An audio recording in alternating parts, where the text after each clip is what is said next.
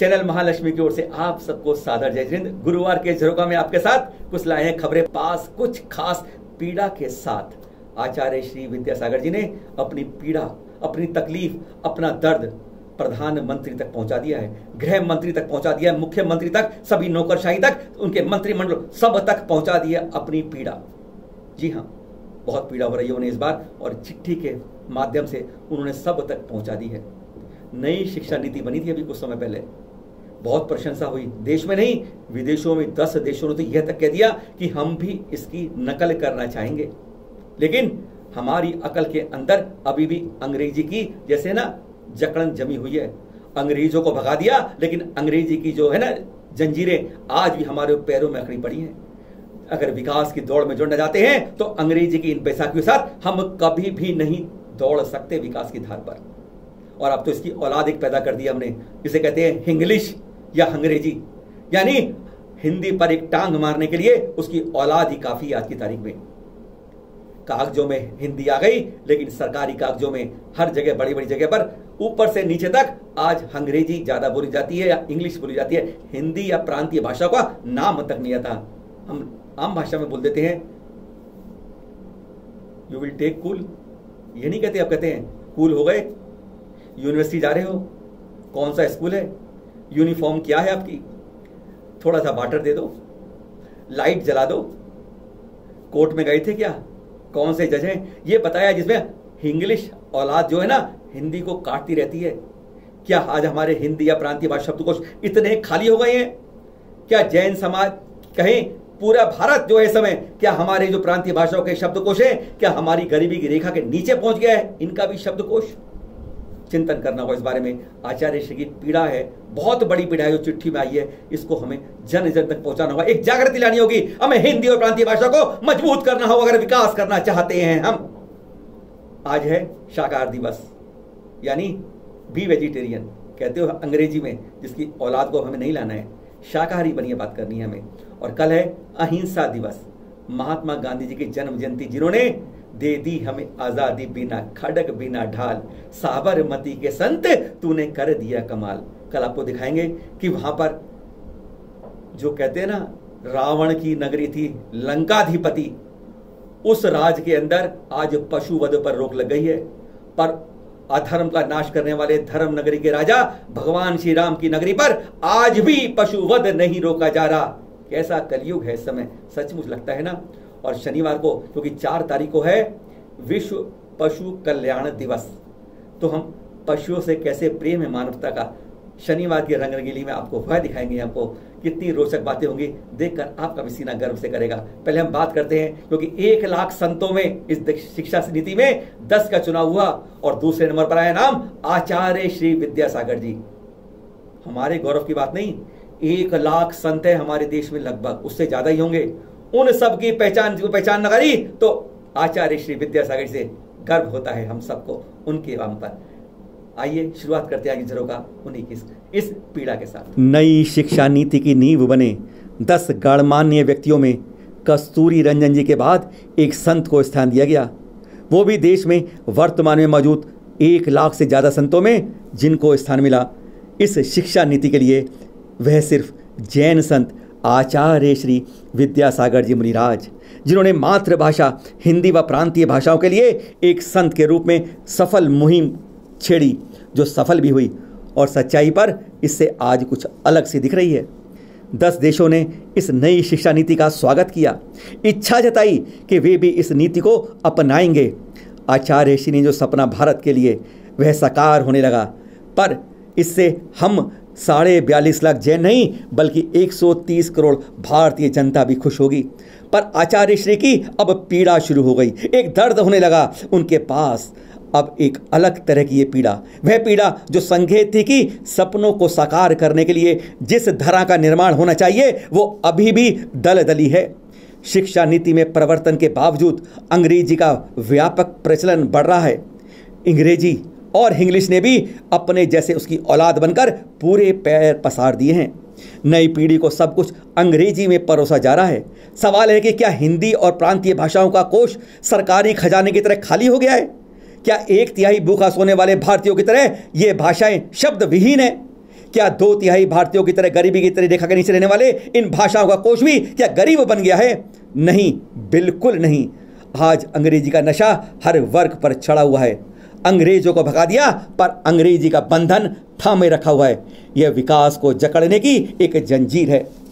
आचार्य श्री की ओर से एक पत्र के रूप में कहें तो विचार या आवश्यक सुझाव या कुछ चिंताएं प्रधानमंत्री श्री नरेंद्र मोदी जी, गृह मंत्री श्री अमित शाह जी, मुख्यमंत्री श्री शिवराज चौहान जी के साथ लेकर उनके सभी सांसदों, विधायकों, मंत्रिमंडलों के प्रशासनिक अधिकारों तक, जो अधिकारी हैं उन तक यह पहुंचाया गया कि जिसमें स्पष्ट कहा गया कि सार्वजनिक संवाद में अंग्रेजी भाषा का चलन कम होना चाहिए। अगर ऐसा नहीं होता है तो ऐसी चूक, लापरवाही, गलती है जो आगे चलकर भारी पड़ने वाली है। क्या हमारे हिंदी प्रांतीय कोश इतने गरीब हो गए हैं कि अंग्रेजी जैसी विदेशी भाषा से उधार लेने पड़ते हैं शब्द? हिंग्रेजी, हिंग्लिश का जादू अभी हमारे मस्तिष्क से नहीं उतरा है। यह अपने पैरों पर कुल्हाड़ी मारने जैसा है। राजनीतिक नेतृत्व को अंग्रेजी शब्दों का बहिष्कार करना चाहिए। प्रधानमंत्री, मुख्यमंत्री, उनके मंत्रिमंडल सहयोगी और उनकी नौकरशाही को सबसे ज़्यादा सतर्कता बरतने की आवश्यकता है। जिस प्रकार वर्तमान महामारी ने गंगा को शुद्ध कर दिया है, उसी प्रकार नई शिक्षा नीति को वाक शुद्धि पर बल देना होगा। यह हमारी वैश्विक जिम्मेदारी है। पत्र का समापन इस लाइन से किया गया: प्रबुद्ध जन उपरोक्त विचारों को स्वस्थ चेतावनी, सलाह के रूप में लेंगे, प्रतिक्रिया नहीं समझेंगे। आचार्य श्री ने इस बारे में कई बार पहले भी कह चुके हैं कि गड़बड़ी नेता लोग ही शुरू करते हैं। जरा सुनिए। भाषा के माध्यम से हम अपने भावों को अभिव्यक्त कर सकते हैं, और वह भाषा कोई किसी की तो होती नहीं। और तो जब से हमने सुनी, पढ़ी या और कुछ भी लिखा, उसके माध्यम है वो, उस माध्यम तक पहुंचने के लिए हमारे एक साधन है, और उस साधन के माध्यम से ही हम आगे जा सकते हैं। इसलिए जो कोई भी व्यक्ति अपने भावों की अभिव्यक्ति करता है, अब इंग्लिश में गड़बड़ी हो रही है या नेताओं के द्वारा भी गड़बड़ियाँ हो रही हैं, वो ये है इंग्लिश में ही शोध प्रबंध लिखा जा सकता है, लिखना चाहिए। तो ये जब ये विषय आ गया, ये तो गलत सिद्ध हो गया, क्योंकि अभिव्यक्ति करना है अपने भावों की, अपने अध्ययन मनन की जो किया है, उसके लिए इंग्लिश को ही क्यों लाया जाए? जिसकी मातृभाषा इंग्लिश नहीं है, वो सारे अध्ययन उसने अन्य भाषा में किया है, तो उसका भाषा के माध्यम से ही अभिव्यक्ति हो सकती है। ये तो कोई चीज सही नहीं मानी जाएगी।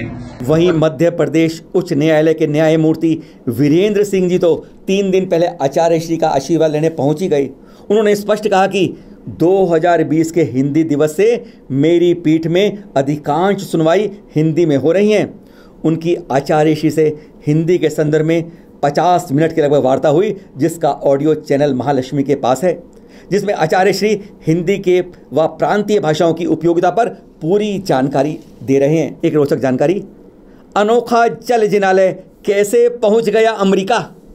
यह आप देख रहे हैं 11वीं से 15वीं सदी के बीच का है संभवतः ये एकमात्र जल जिनालय जो धातु से कमल फूल के रूप में बना है, जिसके मध्य में है स्फटिक से निर्मित तीर्थंकर प्रतिमा तथा जो कमल के चारों पंखुड़ियों में भी 4 तीर्थंकर प्रतिमाएं हैं जैसे उकेरी गई हुई हों।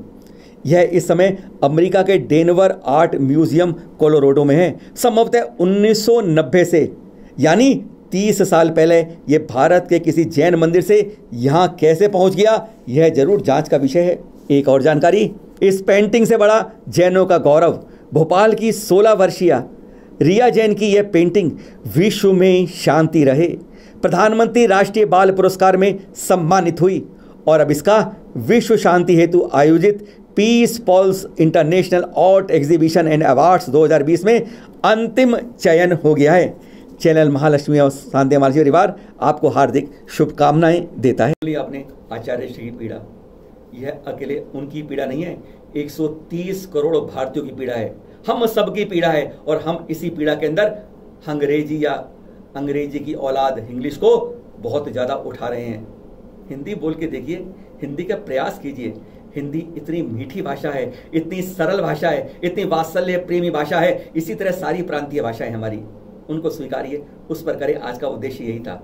कल आपको दिखाएंगे अहिंसा दिवस पर कैसे हमें, आज के शाकाहारी दिवस के साथ, कि कैसे हमें मांसाहार को छोड़ना है। मांसाहार के प्रेमी के बारे में एक ऐसी घटना बताएंगे कि उसको देखने के बाद, जहां पूरे विश्व में देखा जा रहा है वह फिल्म, उसके अंत को देखकर 10,000 से ज्यादा मांसाहारियों ने वह छोड़ दिया। हर तक जरूर फॉरवर्ड करिएगा उसको, क्योंकि धर्म नगरी, देश धर्म भारत के अंदर श्री राम जी की में तो हम पशुवध नहीं रोक पाए, लेकिन लंका अधिपति रावण के यहाँ पशुवध रुक गया। क्या कमाल की बात है, कैसी पलटी खा रहे हैं। और संडे को हम दिखाएंगे जो सबसे बहुत, रविवार के दिन बहुत जरूरी बात है, जिस दिन सुनाएंगे आपको भारत का नाम किस भरत पर पड़ा। 3 बातें आ रही है, क्योंकि योगी आदित्यनाथ जो मुख्यमंत्री है यूपी के, उन्होंने तो कह दिया शकुंतला दुष्यंत के पुत्र पर पड़ा। दशरथ के पुत्र भरत भी थे, कुछ उनका भी कहते हैं। और क्या कहती है वैदिक और श्रमण परंपरा। हम एक ही बात नहीं करेंगे कि हमारे जैन इतिहास में क्या लिखा है, हम तो वैदिक और श्रमण दोनों की बात करेंगे कि क्या वह पहले तीर्थंकर ऋषभदेव के चक्रवर्ती भरत के नाम पर पड़ा। हम सारी बात शास्त्रों से, ग्रंथों से करेंगे। इस बारे में हमने एक पत्र मुख्यमंत्री उत्तर प्रदेश को भी लिखा है प्रमाणों के साथ। मिलेंगे आपसे कल एपिसोड में, नहीं आपके साथ जरा हटके में अहिंसा के बारे में। सादर जय जिनेंद्र।